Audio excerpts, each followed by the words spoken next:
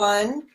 So listen, my name is Rachel Resnick, and I'm an LA Times bestselling author, and my area of expertise is memoir. And another name we can use for memoir is personal story. And if you guys are, hey Sabine, hi everyone, I'm broadcasting live both on Facebook and also on Instagram. Hey Jamie, it's so cool to see you. I was just introducing myself. And oh, I miss you too, Sabine.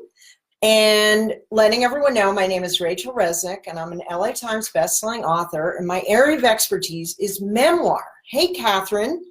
And another name for memoir is personal story. And these days, everybody in marketing is talking about story.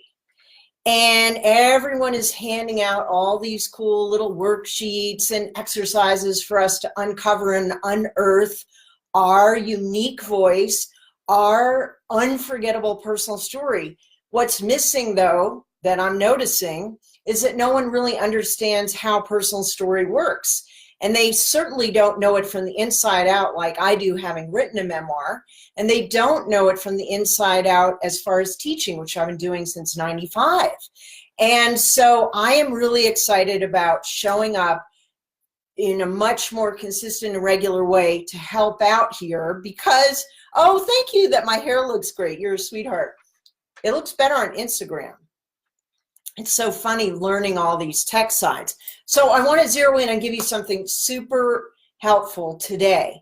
Lots of people are talking about story. I don't see a lot of great training happening for story in marketing, for entrepreneurs, for leaders. And you guys, we're all being invited to step up big time into a new spotlight and to share our gifts on as large a scale as possible. And I believe this deeply. And I know the power of personal story. And more these days, it's cutting through the noise like nothing else. So my quick tip today, because I really see that people are not addressing these things. Wow, Susan, damn, it's so good to see you. Lisa and I were just speaking about you.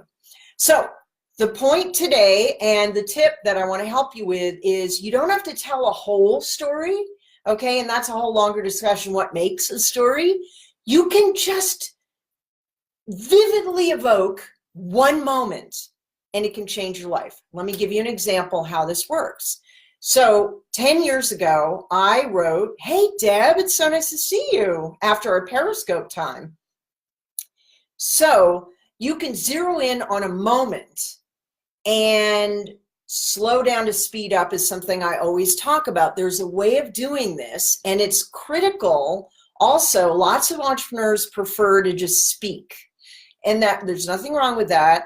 It's just that if you want to get a great story that's unforgettable or a moment, you got to write it also. So whether you're an aspiring author, an entrepreneur, leader, so forth, it behooves you to be able to articulate your story on the page and on the stage because it's the way the two of them work together. Thank you, Deb. I'm committed to doing lots more live. I'm kicking off May with a bang. So I'll be showing up more in different spots live. Thank you. So I wrote a book proposal 10 years ago approximately now. And I labored over the lengthy part of the book proposal, which I was like the A student, the good girl. Why is this a book I'm going to write about? And what's the framework? And what are all the chapters? And blah, blah, blah, blah, blah. Probably 40 pages of that. And then I wrote 3 sample chapters.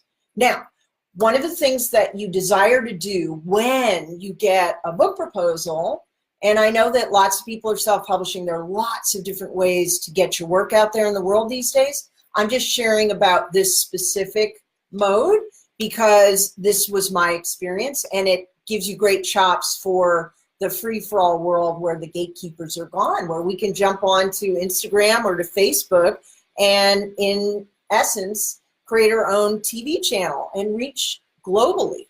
So back to the book proposal. So I had 3 sample chapters. The goal when you do a book proposal traditionally is you do it through an agent, and it's a different game from self-publishing. It just depends on what your goal is. If there's more prestige in going that route, there's also more, hey, Jackie, there's also more distribution possibilities. And self-publishing is awesome as well. So the goal when you do a book proposal is to get an auction going, which means that the agent's going to send the book proposal out to different editors, and what you wish for and dream of is that they'll all be interested and they'll raise the bidding and there'll be an auction happening, and then you get to choose the person you really want to work with. So I was really lucky with Love Junkie, my last book, and the memoir that changed my life. We'll talk about that another time. Because different editors responded to different moments in my book proposal, not the pages and pages of description and branding and outline and chapter summaries. No, it was, and not even the 3 sample chapters. Each editor individually chose, resonated, had their heart touched, cracked open by different tiny moments that I chose to slow down on and expand and write in such a vivid way, saturated with emotion. If you guys read Think and Grow Rich, you know that Napoleon Hill talks about the importance of pouring emotion into the mixology of whatever it is you're sharing. It's only when you get the creative imagination and the spirit and also your heart, everything engaged, as well as wealth consciousness, that you become unstoppable. And when you create moments like this where you can become unforgettable, and different moments will reach different people. So those were not full-blown stories. They were just moments. And I'll give you an example of one of them, and then I'm just going to wrap because I don't want to go too long. I know that people have, you know what we have now, attention span wise, I think it's less than a goldfish, less than a gnat, reducing every day. I don't know what is going to be a microscopic organism's attention span pretty soon. So I want to keep it tight. I just really want to plant the seed and inspire you guys to nail a moment, bring it to life so vividly and so passionately and with the technique, because there's a right way to tell stories. And I just am so frustrated because I see you guys frustrated, not knowing how to tell stories well. It's not enough to have a great story. And everyone's saying you got to have that in marketing. I don't see people leading you with the proper way to really bring your story to life so you become unforgettable and so people connect so immediately, because that's how it works. It's extraordinary. So I'm just going to give you one moment from, oh, Sabine, I'm so glad that's inspiring. Please come see me. So I'm going to give you one example of the 2 moments because I'm trying to keep these short, and that's one of my exercises to learn because I can talk for hours. I'm half Jewish, so it's easy. Oh, and a quarter Irish, so it's probably that. And then the English, maybe that's the eccentric piece. Anyway, so one of the moments that one of the editors responded to was, now I'm slowing down a little bit because just to give you behind the scenes as I'm showing up, I was giving you information, and now I'm going into a moment where I'm going to share a little piece of a story, which is a moment. Because if you don't have moments and you don't have scenes, you don't have a story. Okay, ooh, that's like they do in Italy. Okay, and I don't see people sharing about this. So in the marketing world, and I am going to step up and help you guys. Hey, Alice, so good to see you. So the moment I'm going to share about, and then I'll wrap up, is picture the East Village in the 70s. And it was a rough neighborhood. Oh, it was rough. It was rough. It was so rough. And my father was a scaredy cat. And I remember one time he was so freaked out coming to visit me where I lived with my mother and my little brother, 8 years younger. I was in second grade in Alphabet City in New York, in Manhattan. Rough neighborhood at that time, man. Whoo! And I remember one time walking my father down the sidewalk outside of the building. It was kind of shabby, and someone, kind of rough character from the neighborhood, came up and had a pit bull in front of him. And my father got so scared, he was scared of dogs, and he put me in front of him. I'm this little girl, between him and the dog that was gnashing its teeth and had saliva, spittle coming out of his jaws. Anyway, that's one of my happy childhood memories. Note, it's all good, because when you become a writer, especially mastering the art of personal storytelling, it all becomes just material, and we get to transform it as well as be transformed by this extraordinary superpower of a genre. So back to the moment. That's not the moment that I'm giving you a little context, though. So what happened was I missed my father. I was still at a point in my life where every time there was a birthday, I would blow the candles out. My wish would be that my father divorced the woman he married after 6 weeks after leaving my mother, and that they would get back together and everything would be the way it's supposed to be. I was willful as a kid, also now. And so I had an early pronounced yawning ache in my being. I remember my father leaving the house and just his back turned to us, and it broke my heart as a little girl. And yes, I was angry, but underneath it was a deep longing, and it would come out in weird ways. And I was too young, of course. When we're kids, we don't know how to express those kinds of things. And so I had a Siamese cat. I was obsessed with Siamese cats. And also, my mother wasn't really present. She was depressive. She had a chemical imbalance. It was a period of time where people didn't know how to deal with mental illness. We were still seeing stigma and lack of understanding of how to deal with people with mental illness. So she wasn't really present and able to nurture me. And I just had this, they talk about in 12-step, because I have a long background in that, they have this, we have this hole, and the wind whistles through. It's this gaping hole, this ache, this heartache. And so what I did was I was very attached, because addiction can be an attachment disorder. And I wrote my last book, Love Junkie, was about being love, sex, romance, relationship addict. I'm now in a totally different place, which is really exciting.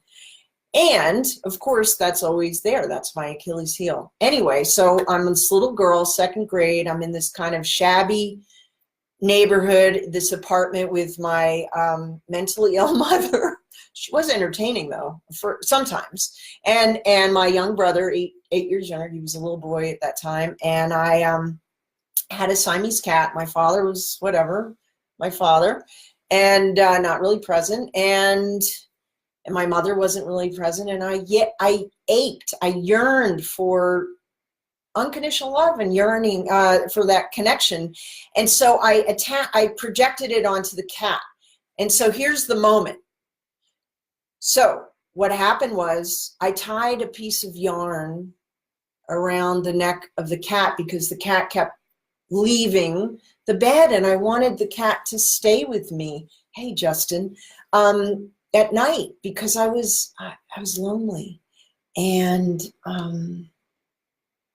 yeah. And what happened was I tied the yarn around the neck of the cat, and what do you think the cat did? The cat jumped off, and I was in a bunk bed, top bunk, jumped off and started strangling. And luckily, I was able to quickly remove the yarn and rescue the cat. But it's such, and I think I've never shared that before. Hey, Vince Sandry, I think I never shared that before writing it in the chapter, because I believe in sharing secrets, not to dump, that illuminates some part of the human condition that, yes, of course, there's some kind of catharsis, as long as you're changing it, shaping it into something artful that can touch other people. And that was the moment.